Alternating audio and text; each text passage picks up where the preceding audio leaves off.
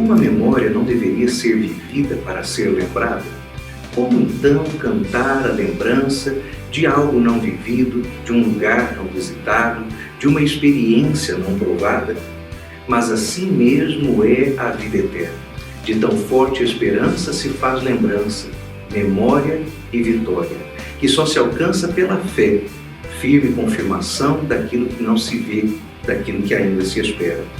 O Raízes Pentecostais de hoje vai tratar da nossa esperança a respeito da Sião Celestial, a cidade que Deus preparou para nós.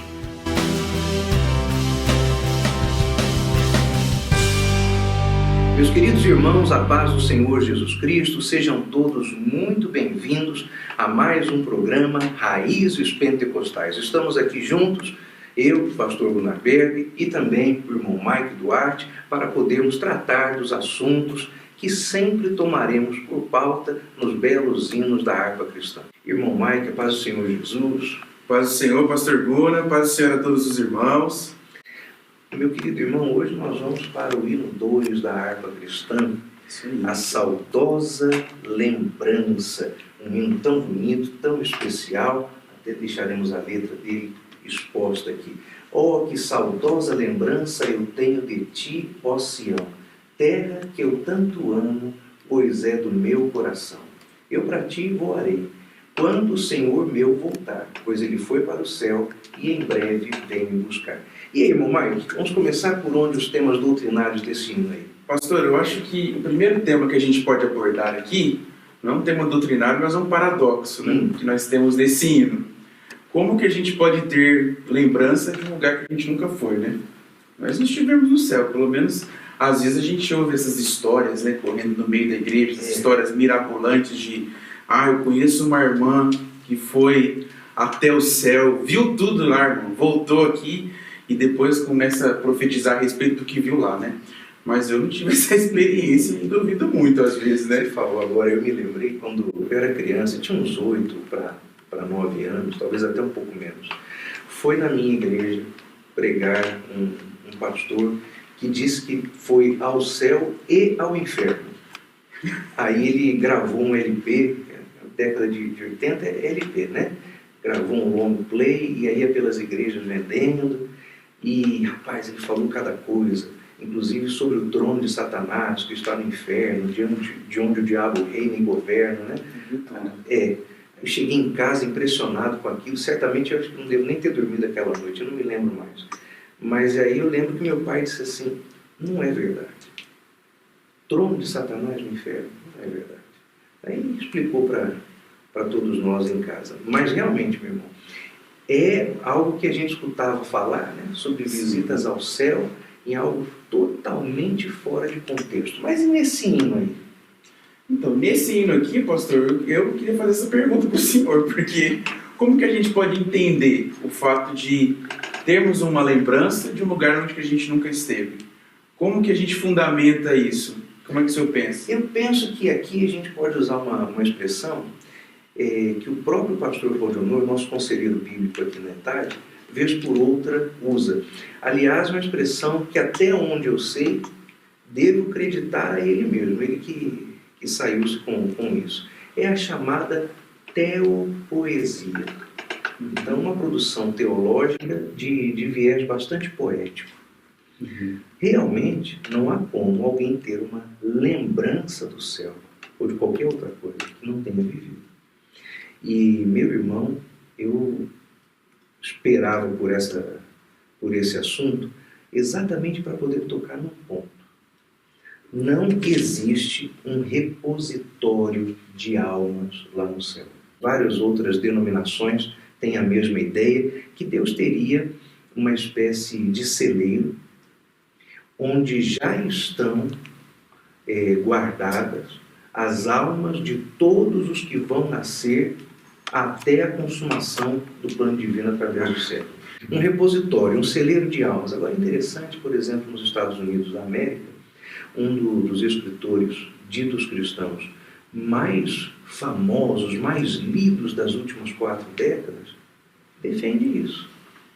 Apresenta esse conceito de que haveria um celeiro de almas de onde Deus sacaria as almas na sua pré-existência, na pré-encarnação, e as enviaria para a Terra. É um conceito saído, inclusive, de filosofia grega pré-socrática. É errado. Então, não existe isso. Para mim, a lembrança de Sião é uma esperança que é tão forte, que mais que esperança é lembrança. Mas é uma licença poético-teológica. Esse termo eu acho que explica bem esse paradoxo do hino aqui. A questão da esperança. Porque eu penso que a esperança na perspectiva bíblica não é apenas no sentido de espera por algo, né? Mas é no sentido de desejo, de um afeto, de uma vontade que há em todo crente que é salvo no Senhor Jesus, né? De ter essa esperança. Ele tem essa esperança por si só. Eu vejo isso lá na carta de Paulo aos Colossenses, quando Paulo fala que o motivo dessa esperança é o fato de Cristo estar em nós. Ele diz, Cristo em nós, esperança da glória. Então isso fica bem evidente.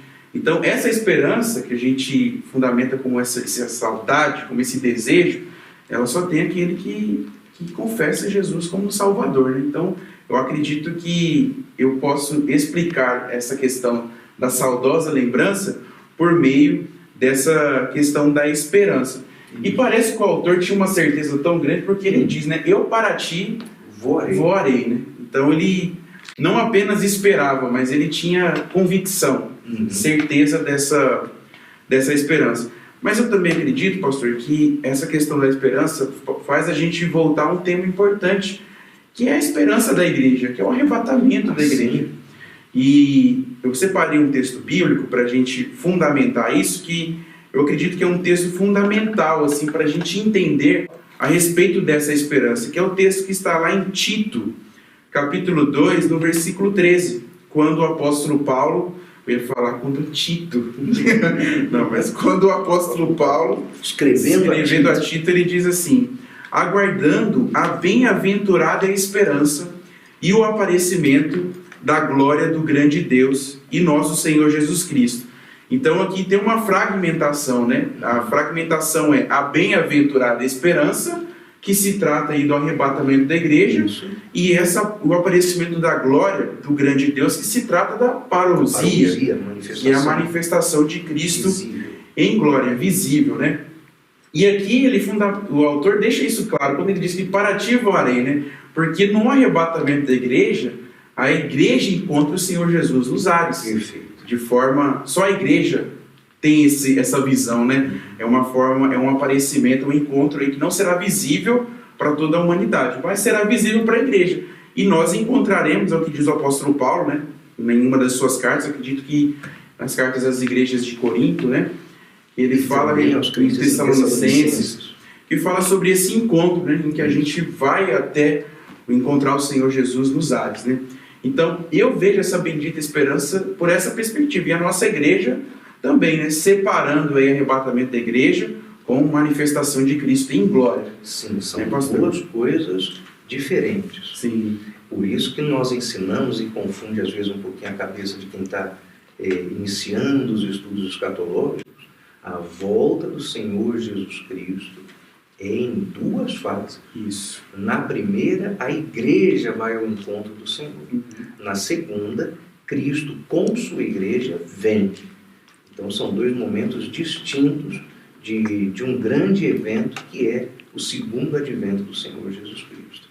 Bem como nós ensinamos escatologia, e não é uma invenção nossa, é o que está na Bíblia. Sim. Eu vi, inclusive, irmão Mike, aí preciso falar disso. Eu vi, acho que você estava comigo, nós estávamos visitando uma livraria, algumas semanas atrás, e um dos livros que em destaque era apresentado logo na entrada da livraria era Escatologia na Perspectiva Pentecostal. Eu tenho ficado irado com esse tipo de coisa. Irado. Eu sou a favor do tempo em que nós tínhamos uma convicção muito grande a respeito daquilo que ensinávamos sobre tudo relacionado à Bíblia, e contentávamos com o fato de unicamente chamar, por exemplo, a nossa escatologia de bíblica. porque é o que ela é, sempre foi e sempre vai ser. Mas a partir do momento em que eu apresento a escatologia que ensino como sendo resultado de uma tradição, de uma escola, blá, blá, blá, blá, blá, blá, então eu estou rebaixando o ensino e dizendo que ele provavelmente está errado. E é resultado só de convicção intelectual, de assentimento intelectual. Não pode ser. A escatologia bíblica, inclusive questões tão particulares como essa, a volta de Cristo, em duas fases. A igreja vai, depois Cristo desce com ela. Isso é algo claríssimo nas Escrituras. Sim. É evidente na Bíblia. Isso não é escatologia de tradição pentecostal. É escatologia bíblica. Nosso povo tem que tomar cuidado com esses rótulos editoriais, porque isso está fazendo mal para a sã doutrina. E é interessante que a Bíblia é muito exata quanto a esses pontos, né, pastor? Principalmente esses dois pontos que nós citamos aqui, da segunda vida em duas fases, né? Tanto o profeta Zacarias fala a respeito, inclusive, do lugar onde Jesus vem com os santos, com a miríades, né, dos santos, dos anjos, na segunda parte dessa segunda vinda, né, que é sobre o Monte das Oliveiras. Lá no texto de Atos, quando os discípulos estão ali olhando o Senhor ir para o céu, aqueles dois varões que aparecem ali confirmam que aquele Jesus que eles estavam vendo subir voltaria outra vez. Isso. Então, na palavra de Deus, a gente encontra esses fundamentos, né, de modo que a gente pode colocar, assim, a nossa escatologia dentro dessa perspectiva bíblica, né, sem dúvida nenhuma, sem medo. Dúvida. É bíblica. Sem medo nenhum. Outro ponto, Mike, que eu acho que merece nossa atenção aqui, é que o céu é o único estado, o único lugar em que vamos nos encontrar, em que estaremos definitivamente livres do pecado. E aqui a segunda estrofe do hino diz assim: bela, muito bela é a esperança dos que vigiam por ti, pois eles recebem força que só encontram ali, no céu. Né? Os que procuram chegar ao teu regaço, ó Sião, livres serão de pecar e de toda a tentação. Que maravilha, né? Meu irmão. Porque se há uma coisa que é um fato da vida cristã, é a tentação. Exatamente. As tentações são um fato da vida cristã. E os crentes não devem se preocupar achando que ser tentado equivale a cometer pecado. A tentação acontece porque ela é ofício de Satanás, né? Ele é o tentador. Sim. O próprio Senhor Jesus Cristo sofreu uma tentação e os evangelhos são claríssimos. Que Cristo foi levado pelo Espírito ao deserto para ser tentado. Só mesmo no céu é que o crente estará livre de pecado. Não há outro lugar, não há outra condição que vá nos colocar a salvo da ameaça do pecado. Só o céu. Exatamente, pastor. Eu acho que João é o que mais fala a respeito dessa atualidade, né, do pecado. Estou procurando aqui o texto, ele diz assim, lá no capítulo 2 da sua primeira epístola, no verso 1 ele diz: meus filhinhos, estas coisas eu vos escrevo para que não pequeis. E se alguém pecar, temos um advogado para com o Pai, Jesus Cristo o justo. Ele é a propiciação pelos nossos pecados, e não somente pelos nossos, mas também pelos do mundo todo. Então aqui a gente vê que o pecado continua tendo influência, né, sobre a vida de cada crente, não tem como. Mas o que eu percebo é que nós não estamos mais sobre o jugo do pecado, nós somos libertos dessa escravidão. É até uma frase que diz, né, que nós somos libertos para não mais pecar. Não libertos no sentido de que não há mais a influência do pecado, mas sim para não pecar mais. E eu acho interessante, pastor, porque um outro hino da harpa diz que no céu não entra pecado, né? Geralmente esses hinos a gente canta em enterro, né? Tanto esse aqui quanto... Acho que todo obreiro da Assembleia de Deus tem lá as listinhas de hinos de velório, né? Tanto esse quanto aquele hino que fala que no céu não entra pecado, deixa isso muito claro, mas a palavra de Deus fundamenta isso. E lá em João, quando João, no capítulo 21, ele tem a visão da Nova Jerusalém, a Bíblia diz que João escreve o seguinte, ele diz: e não entrará nela coisa alguma que contamine e cometa abominação e mentira, mas só os que estão escritos no livro da vida do Cordeiro. Então não haverá pecado no céu, não haverá tentação no céu. Uma vez eu li um livro de um pastor americano chamado Kevin DeYoung, e o livro chama Brecha em Nossa Santidade. E é um livro muito bom, e ele fala algo interessante. Ele diz assim lá no livro que se Deus permitisse, por algum motivo, ele permitisse alguém que não fosse santo entrar no céu. E o autor diz que essa pessoa não santa, ao entrar no céu, ela certamente não gostaria de ficar lá. Porque ele diz que, ele fundamenta isso ao dizer que lá no céu o assunto é a própria santidade. Ele diz que a cidade é santa, o Deus que está lá é santo, os que vão para lá são santos. Então, os assuntos é como se você estivesse em uma roda de conversa em que todo mundo fala de algo que você não tem familiaridade nenhuma. Pelo menos eu sou assim. Quando a gente está numa roda de conversa, a gente não tem piada, irmãos. Eu não sou muito chegado em piada, né? Não tinha notado, não tinha percebido. Mas a gente percebe que quando a gente está em um ambiente onde estão falando de um assunto que a gente não tem familiaridade, a primeira coisa que a gente quer é sair dali, né? E é interessante que ele faz essa alusão com relação à santidade. Por isso que no céu não é possível que alguém entre lá se não for santo, né? Porque todo o assunto lá se trata da santidade. O apóstolo Paulo diz que sem santificação ninguém verá a Deus. Então não tem como a gente entrar lá sem ter essa questão da santidade e viver em pecado. Não tem jeito. Você citou este livro, Brecha na Santidade, e o livro que o irmão Bruno vai nos apresentar, então já vamos até conhecer mais detalhes desse livro, fala algo muito interessante sobre a santidade de Deus. Este livro, que é o plano divino através dos séculos, logo nas primeiras partes, nas primeiras exposições, explica que a santidade do homem é sustentada com a fuga do pecado. O homem vê o pecado e foge. Agora, a santidade de Deus não é sustentada com Deus fugindo do pecado, porque Deus não foge de coisa nenhuma.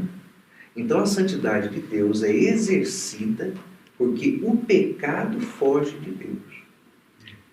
A presença de Deus repele o pecado. A nossa parece que atrai. A nossa santidade é passiva, você corre, não posso ficar por aqui. A de Deus é ativa, ela repele. E no céu o pecado não entra, porque não há condição do pecado subsistir na presença de Deus. É antipecado. É antipecado, é antiaderente ao pecado. Mas então vamos conhecer, queridos irmãos, o livro da nossa recomendação de leitura hoje, o plano divino através dos séculos, que o nosso irmão Bruno vai apresentar na coluna literária. Bruno, a paz do Senhor, meu irmão.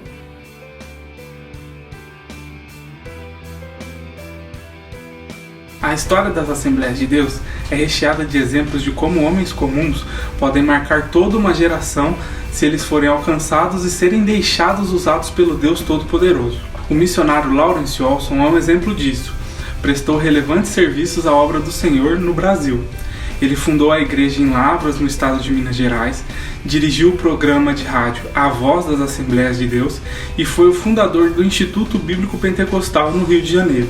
Por ele foram comentadas inúmeras lições bíblicas, que é prova de que nós pentecostais estudamos sim, temos solidez doutrinária e teológica. O livro que quero recomendar aos irmãos hoje vem da pena de Lawrence Olson, um livro que se propõe a tratar biblicamente sobre o plano de Deus através dos séculos. Você já deve ter ouvido a frase, Deus tem um plano na sua vida. Eu já ouvi ela inúmeras vezes, e essa pergunta, ela consequentemente, a resposta dela deve vir com uma outra pergunta. Que plano é esse? Quando Deus criou o universo e tudo que nele há, ele tinha um plano a ser executado. Em Gênesis 3,15 nós somos apresentados ao que chamamos de proto-evangelho, que é a primeira indicação da intenção redentora de Deus após a queda no Jardim do Éden. Essa é a certeza de que Deus não foi pego de surpresa. Ele tem um plano que visa a glorificação de seu nome em todo o universo e por toda a eternidade. E o meio que Deus disponibilizou para nós conhecermos esse plano é a Bíblia Sagrada. Foi através dela que o Senhor revelou seu plano a nós. Quando Deus criou o universo e tudo que nele há, tinha um plano a ser executado. Em Gênesis 3,15, nós somos apresentados ao que chamamos de proto-evangelho, que é a primeira indicação da intenção redentora de Deus após a queda no Jardim do Éden. Essa é a certeza para nós de que Deus não foi pego de surpresa. Ele tinha um plano que visa a glorificação de seu nome em todo o universo e por toda a eternidade. E o meio que Deus nos disponibilizou para conhecer esse plano é a Bíblia Sagrada. Foi através dela que o Senhor revelou o seu plano a nós. Neste livro, nós podemos aprender sobre as dispensações que Deus estabeleceu para Israel, para a igreja e para o mundo. Não leia esse livro sem consultar as inúmeras referências bíblicas que aqui são listadas. Façamos como os crentes bereanos e confirmemos tudo na palavra de Deus.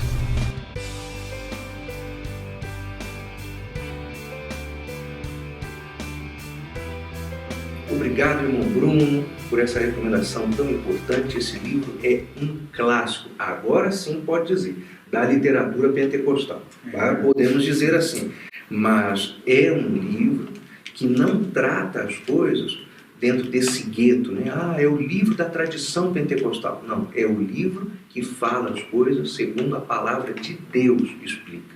É bom deixarmos isso claro. Sim. Irmão Mike, outro ponto nesse hino que me chama bastante atenção está no coro. Sim, eu porfiarei por esta terra de além. O que é esta perseverança? O que é essa insistência? Você pode ler um texto para nós? Romanos, capítulo de número 2, o verso 7 da palavra de Deus. A vida eterna aos que, com perseverança em fazer o bem, procuram glória, honra e incorrupção. Então veja aí que a vida eterna está estendida aos que com perseverança procuram fazer o bem. Nós vamos perseverar, vamos insistir, vamos persistir para entrarmos no céu. É lógico que não é o nosso esforço que nos coloca lá. O mesmo apóstolo Paulo, na carta dele aos mesmos romanos, deixa muito claro que a salvação é operada única e exclusivamente por Deus. Não é de homens, para os homens não se gloriarem. Entre mentes, a vida cristã demanda, requer esforço e perseverança. Nós somos salvos pela graça. Não é pela graça e as obras, não é pelas obras, é só pela graça.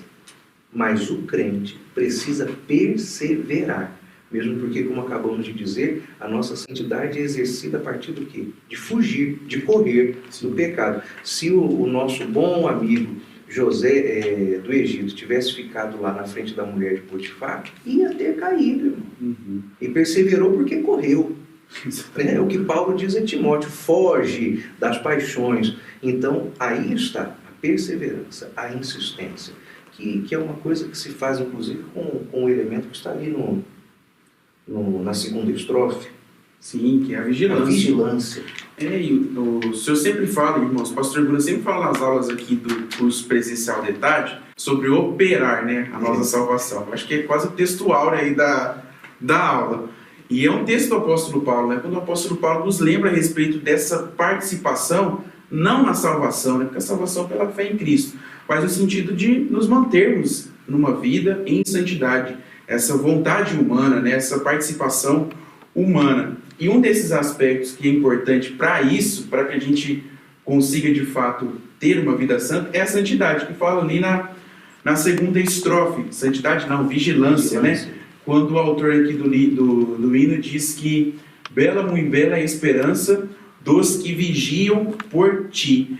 E, irmãos, com relação a essa bendita esperança, né, que é a volta de Cristo, né, o retorno do Senhor, o apóstolo Pedro, ele diz algo muito interessante, que ele aponta não apenas para o sentido da vigilância, mas para o modo que a igreja deve viver enquanto aguarda essa bendita esperança. Ele diz lá, na segunda carta de Pedro, no capítulo 3, versículo 10, ele diz que o dia do Senhor virá como um ladrão, no qual os céus passarão com grande estrondo e os elementos ardendo se desfarão, e a terra e as obras que nela há se queimarão.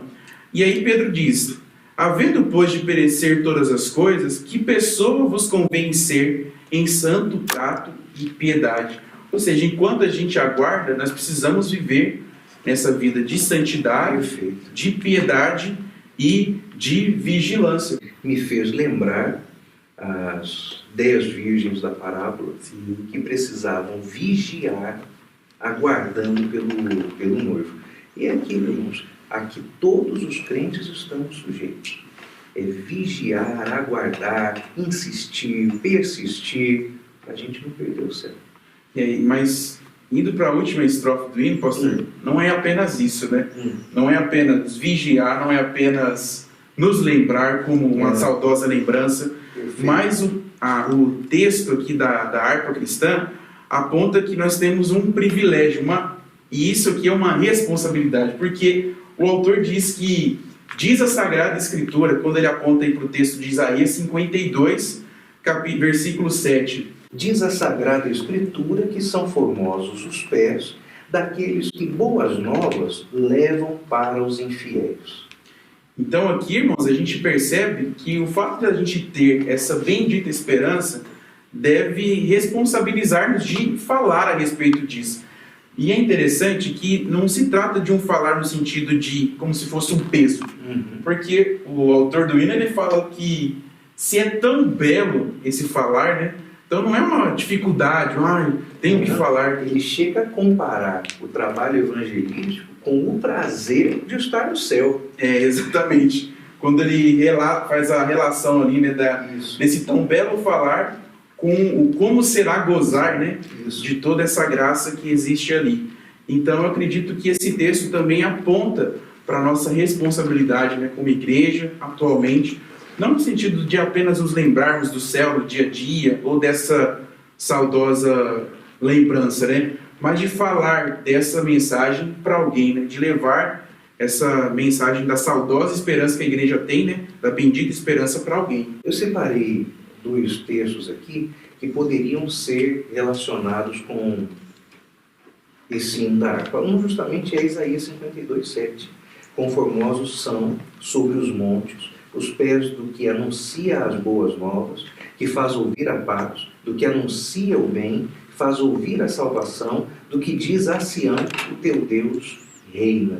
Também Hebreus 12, 22. Mas chegastes ao monte de Sião e à cidade do Deus vivo, à Jerusalém celestial e aos muitos milhares de anjos. Mas é maravilhosa a mensagem desse hino. Falando em mensagem do hino, falamos aqui do autor, mas não dissemos o seu nome, né? Aí está o irmão Adriano Nobre, ministro ordenado das Assembleias de Deus e compositor da letra do 2º hino da harpa cristã. Que inclusive foi pioneiro das Assembleias de Deus em diversas localidades, né, pastor? Foi. A história dele é bonita. Inclusive, a trajetória do irmão Adriano Nobre me fez lembrar da trajetória, da história com Cristo do pastor Alexandre, que vai trazer o devocional daqui a pouquinho. Porque o irmão Adriano Nobre, antes de fazer parte das Assembleias de Deus, era presbiteriano. E o irmão Alexandre, quando converteu-se ao Senhor Jesus, nos primeiros momentos de sua fé, frequentava a igreja presbiteriana. Depois o Senhor Jesus o trouxe para estar conosco nas Assembleias de Deus, e hoje ele dirige congregação. Está aí esse servo de Deus que trabalha conosco. Na hora que eu vi, me lembrei. Agora o irmão Adriano Nobre ainda teve uma participação muito especial, não apenas como compositor e como pastor, foi um dos primeiros brasileiros ordenados pastores nas Assembleias de Deus. Mas ele, por ser fluente em língua inglesa, também serviu de intérprete, logo na chegada dos pioneiros Narvindo e Daniel Berg, das pregações para a língua portuguesa, e foi ele quem primeiro ensinou alguma coisa de português para os nossos 2 missionários suecos, né, que chegavam aqui passados pelos Estados Unidos. Mas então nós vamos agora executar o hino 2 da harpa cristã, e ao som deste louvor também vamos ouvir a mensagem que temos hoje e que nos será trazida pelo pastor Alexandre Valeriano. Despedimos-nos aqui, o irmão Mike. Deus abençoe os irmãos, até semana que vem. E também eu. Que Deus os abençoe. Em nome de Jesus, na próxima semana estaremos juntos.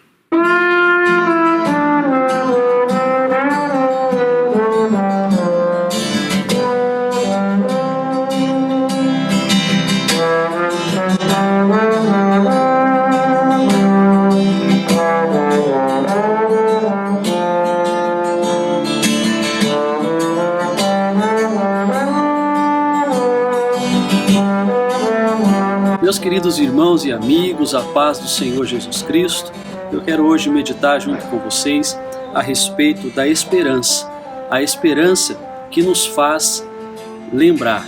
Abra sua Bíblia junto comigo em Romanos capítulo 15, versículo de número 13, diz o seguinte: E o Deus da esperança encha vocês de toda alegria e a paz na fé que vocês têm, para que sejam ricos de esperança no poder do Espírito Santo. Esperança além do esperar. Esperança que nos faz levantar. Esperança que nos faz lutar. Esperança que nos dá um novo sentido para viver. Esperança que nos alegra. Esperança que nos traz paz. Esperança que dá para as nossas vidas um propósito de vida. Sobre esta esperança, eu quero meditar com você. A esperança de uma promessa. A esperança não simplesmente da promessa em si, mas a esperança daquele que prometeu. Sim, pois este é o único fiel para cumprir esta grande promessa. E que promessa? A promessa de redenção, a promessa de resgate, a promessa de eternidade, a promessa de um lugar maravilhoso, de um lugar livre de pecado, a promessa de encontrarmos com o nosso Senhor nos ares, a promessa de vermos como Ele é. Esta é a esperança que nasce no coração de um crente, a esperança que nos move a viver, a esperança que nos leva a estar cada dia mais com alegria, com paz, com fé, a esperança que nos faz ter saudade daquilo que nós ainda não vivemos, mas sabemos, através desta maravilhosa esperança, que viveremos um dia. A esperança, irmãos, que traz para as nossas vidas um sentido novo, um sentido maravilhoso, além de circunstância, além de razões, além de qualquer coisa ao nosso redor. A esperança que nos fortalece, a esperança que nos ajuda a suportar, a esperança que mesmo em momentos de tristeza coloca em nós a alegria e um sorriso contagiante. A esperança que o mundo não consegue entender, porque o mundo espera aquilo que vem, mas nós não esperamos o que vemos, mas esperamos pela fé, tendo certeza que viveremos esta fiel esperança. Esperança que nos ajuda a aguentar um pouquinho mais de tempo. Sabe por quê? Porque aquele que há de vir, virá e não tardará. Esta é a esperança no coração de um crente. Talvez você tenha vivido dias sem esperança, dias difíceis, dias conturbados, dias onde você não consegue ao menos deitar a cabeça no travesseiro e dormir. Mas entenda uma coisa, aquele que prometeu é fiel para cumprir. Por isso, o Deus de esperança encha neste momento a tua vida de alegria, de paz e de fé, porque é esta esperança que nos impulsiona, não somente a viver uma vida diferente, mas a esperança que nos impulsiona a levar esta fiel esperança àqueles que já não têm esperança. A esperança que só Jesus Cristo nos dá. Por isso, é apenas esta esperança que nos faz sentir saudade daquilo que ainda viveremos. Que esta fiel esperança esteja no seu coração, que esta fiel esperança te alegre, que esta fiel esperança te motive, porque Cristo em nós é a esperança da sua glória. Que Deus em Cristo Jesus abençoe a sua vida e te encha de esperança.